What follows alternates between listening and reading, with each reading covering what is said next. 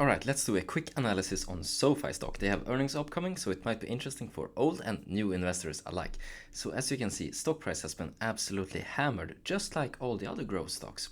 However, in terms of market cap, this means that this company right now is valued at 4.5 something billion. Alright, so this is what you get when you buy the company. In terms of revenue, we can see that revenue has been increasing in the past, although growth was very slow from 2019 to 2020. Should we worry? Maybe not. Maybe the whole pandemic thing accelerated this revenue growth a lot, with investors being more likely to sign up for this type of digital solution using apps on the phones, signing up online rather than going to their local banking offices. And as we can see for recent quarters, in terms of revenue, they have indeed been strong. Let's take a quick look at profitability as well. And for this, I will take a look at earnings per share, as I always do when I look at new companies. So it's been quite all over the place here. They have had some profitable quarters and they've had some negative quarters. In the past, they were bleeding a lot more cash. However, it seems to be stabilizing a bit more here in recent quarters. Is this trend going to hold up? Who knows? That's the magic of investing. You're either a believer or you don't believe, and you either buy or sell or just stay out of it. Alright, what about dilution? Let's take a quick look at that as well. Oh boy. This does not look very good. We can see that numbers of shares outstanding here in millions of shares has increased by a lot.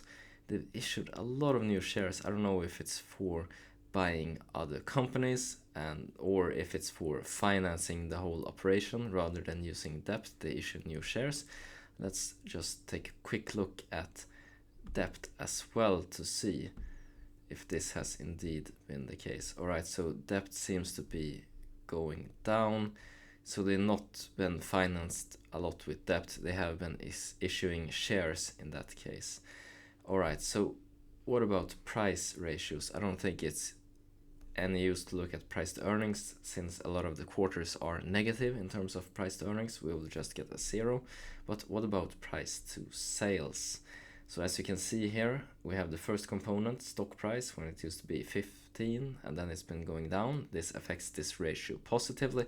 And then we also have the total amount of revenue. That's the other component of the price to sales ratio. Now, as you can see here on the bottom, price to sales is indeed very attractive right now if we just look at total stock price and compare that to total revenue. But one thing that is once again worrying here is if we look at total sales and we divide that over the amount of shares, we can see that for each share there was $3.65 in the past, and now it's going down a lot more. And this is a direct result of the dilution. You don't own as much of the company as you used to, and you just own less and less over time. It's one of the bad side effects of dilution.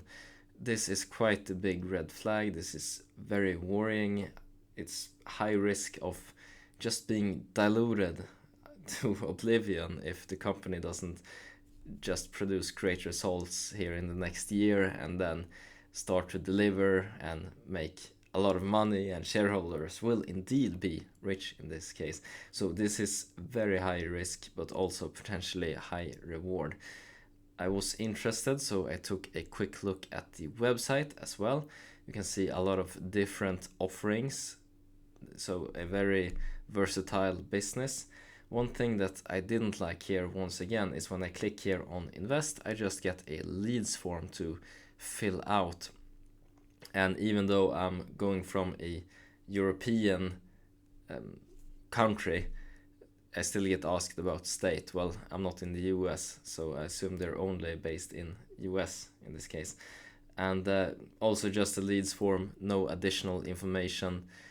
That's not super helpful if I'm just considering signing up, but I'm not actually sure yet, I'm on the fences. Then just a leads form might turn me away in this case. But let me know in the comments below, do you use SoFi and you really enjoy their offerings? Do you think it's good, user friendly?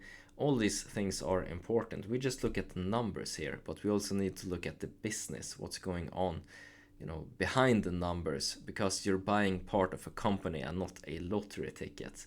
And if the business is good, then over time this will also be reflected in the share price.